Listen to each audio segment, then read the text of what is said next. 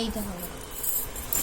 Hi guys, welcome back to my channel. চলে এসেছি আবার একটা নতুন ব্লগ নিয়ে। আজকে মায়ের বাড়ির লাঞ্চ, সাদা ভাত,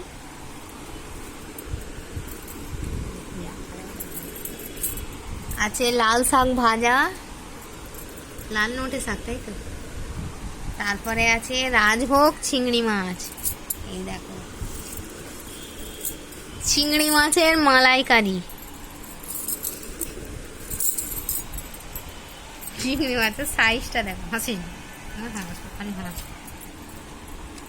এখানে আমার পাপা খাওয়া শুরু করে দিয়েছে, মাম্মি খাওয়া শুরু করে দিয়েছে। এইখানে আমার ছোট বোনটাও খাওয়া শুরু করে দিয়েছে, খালি আমি বাকি।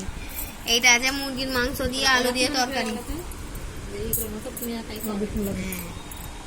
এটা কুমড়ো দিয়ে গোস্ত দিয়ে তরকারি।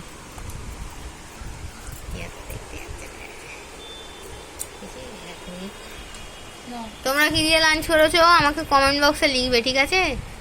আর কার কার চিংড়ি মাছের মালাইকারি ফেভারিট আমাকে লিখবে।